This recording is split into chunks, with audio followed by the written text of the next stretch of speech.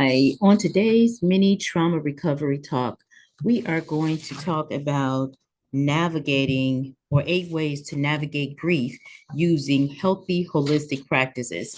And what we're doing now with the mini trauma recovery talks, you can go on over to Oasis Wellness, CTRS.com, and look over in the guide section, and you will be able to grab a PDF and audio version of the many trauma recovery talks, because we know that oftentimes when we're navigating recovery, we learn in different ways, or we go through our recovery process in different ways. So we want to make sure that we have a method that will resonate and work well with you. So let's get started today.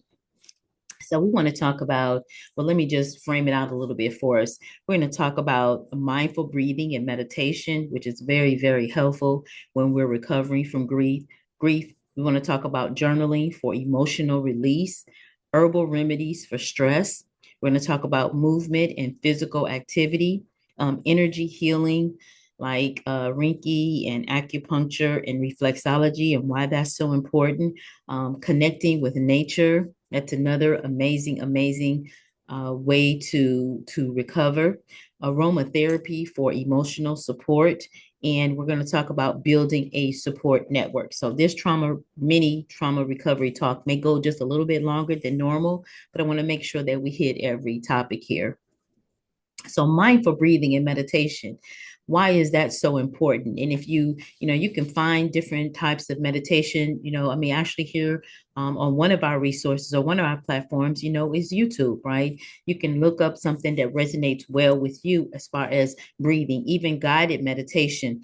I know when I first started meditating and learning how, my brain was like Grand Central Station. It was just racing, racing, racing. And every time I try to pull it back to center, and focus on my breathing, my mind will still wander. So that's often, I was going to say a testament, but it's actually a sign that you are racing, racing, racing, and we need some recovery. We need to bring it back down, right? So when we're navigating through grief, deep breathing, we often breathe surface. We don't take in that deep breath and then blow it out. That calmed me just now, right? And being mindful in your meditation, being in the present moment. I've often lived in the journey, and not lived in the journey, I should say, but lived in the destination.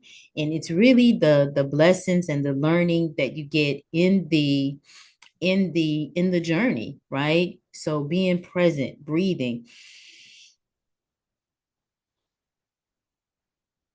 letting it out, and regrounding ourselves. It helps to reduce anxiety and the feeling of overwhelm, which can be associated with grief. If we incorporate that into our daily lessons or to our daily life, it's going to help us with our grief, and you're going to start to feel more calm and get more clarity. Okay. Let's go into number 2, which is journaling. Journaling for emotional release. Writing down your thoughts can be incredibly cathartic, right? If you take a journal and just say, this is my grief journal, and I'm going to write down my thoughts, you are emotionally releasing the grief, and you are actually processing and working through it. So that's a great way for you to reflect on memories, experiences, and emotions that can arise. And when they come up, don't beat yourself up. Track your progress of healing. Write it down. It really does help. And I know we all into our digital devices and everything, but writing it down, it is very therapeutic. Herbal remedies to relieve stress. It's one of my favorites. Y'all know I live in the world of natural and naturopathic, right? So incorporate some of the herbs like, chamomile. Let me tell you, chamomile. I don't know how good chamomile is for me, because I can't wake up when I drink chamomile. It takes me a lot, but it puts my body into a very, very relaxed state. So chamomile tea is amazing. Lavender, passion flower, add that into your daily routine of your teas, your essential oils, and your supplements. This can help with anxiety. It can improve your sleep, and it also can promote relaxation in those very, very difficult moments of grief. Because again, we all, in some form of fashion through our life, we're going to experience grief. But having these tools in your toolbox will help you to navigate and work through it in a healthy manner, right? Movement and physical activity. let me tell y'all, get into some deep stretching. Ooh, that's one of my favorite places now, right? There is this one move that I absolutely love because it's called a puppy pose, and you stretch your arms out and you sink all the way in, and you're on your knees, yes, and then you're pushing your bottom up, and I tell you, it releases all of the stress that we hold in our hips, in our shoulders, and then you spread your legs wide. And those is a funny way to think about it, but you spread your legs and you're on your hands and you're stretching out like a puppy and you're spreading your knees as far apart as you can. And then you're sinking your stomach in and you're pushing your bottom up. And I tell you, it releases a lot of the stress that we have and that we hold in our joints, in our hips, in our back, in our neck. I mean, so many things. And you'll start hearing things crackle, like snap, crackle, pop. The other thing is riding the bike, even if, whatever your challenges might be physically, but finding an exercise that resonate well with you will help you to release a lot of those emotions that are tied into your joints and the stress that's tied into your joints and your muscles. Even if it's walking or it's some sort of exercise that gives your body a sense of balance and helps you to re-regulate yourself. It also produces endorphins, which can help lift your mood and alleviate emotional heaviness, right?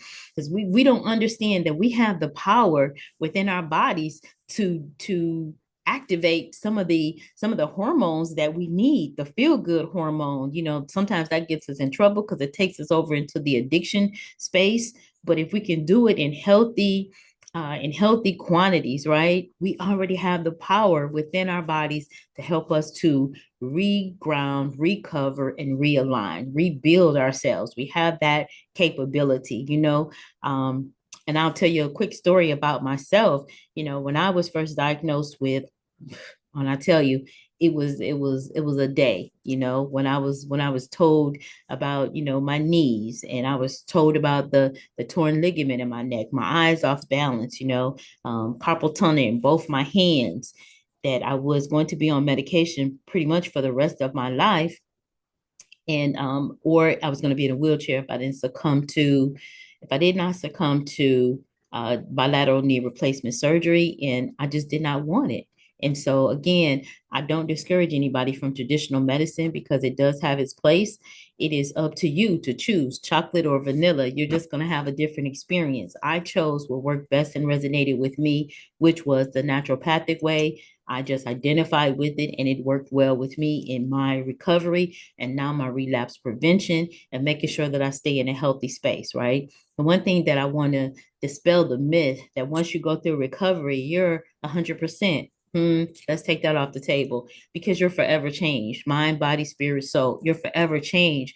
But that does not mean that you can't walk into your purpose. You can't walk into the beautiful person that you were designed to be. We just have to put more tools in our toolbox.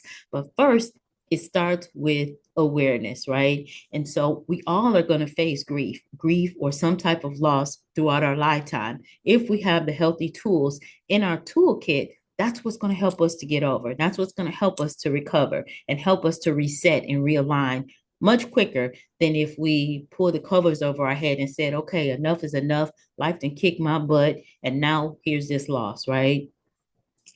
And also giving yourself the space and the time re to recover and to grieve. Allow yourself the grace to grieve, right? To our energy healing, man. Okay, so when our energy is off balance, have you ever thought about this, right? Rub your hands together. When you rub your hands together, you'll start feeling a warming sensation. That's your energy. We have power. We give away our power. We don't know that we have the power, or we just, yeah, we don't know. We're not aware of how amazing we are actually built and formed, right? So energy is important. It's important that we keep the energy, grab the energy, right? And if you go on over to Oasis Wellness, CTRS.com, and you look up in the phototherapy patches, right? we talk a lot about or give you more information on how you can help to recover with the phototherapy patches. I'm telling you, I won't be without them. I wear them every single day, and they help you. They help your body to recover. And we talk about brain balance, and we talk about their body performing better. And that's what it is. We don't make medical claims with the patches, but we do say it's going to help your body to reset and to perform better. Okay. That's what energy work is all about. You may have you want to release some of that blocked energy that's just keeping you from being physically and emotionally balanced. Reflexology, wonderful, which helps by applying pressure to certain points in your feet, and that can help reduce some grief-related stress that is stored and helps the body to not be in harmony. You want to put your body back in harmony. You want to reset your body, right? Connecting with nature. Man, I tell you, it's nothing like the warm sun on your face, right? You're getting vitamin D and you're reconnecting with nature. And even walking barefoot in the grass help to rebalance yourself, help us to connect, right? On a nice long nature walk, just being at peace. And again, what did I say at the beginning? Living in the now, living in the moment versus living in the destiny. Because living in the destiny, that's also a form of escape. We're trying to escape something that's unpleasant in the present, and we don't want to get stuck in the destiny, right? Aromatherapy and emotional support. Aromatherapies like rose, frankincense, bergamot, these will help you give your body the ability to feel comfort. It'll uplift this experience because grief has us feeling sometimes helpless and have us feeling very heavy. So we can do the diffusers, put the oils or the frankincense or what have you in the diffuser, and then let it seep through the house or seep through your office. That helps to change your mood, and it helps to reduce sadness, and it gives you a more calm mind, and it promotes emotional healing. Now, building a support system is the last one of the eight. Building a support system around you. Let me tell you, the people that you have in your ear, around you, in your atmosphere, these people are absolute jewels. They're assets. But you can choose the type of people that you have in your atmosphere. Okay, oftentimes we're told like you can't choose your family members, and sometimes they drive us bonkers, but you can choose the people that you want in your space, or that you allow in your space, and they help you to move from through the grief. Or if they're pouring negativity in your ear, that can help prolong the grieving period, and it also can just knock you off your square, period. So I hope these 8 ways to navigate grief using healthy holistic practices was of a benefit to you.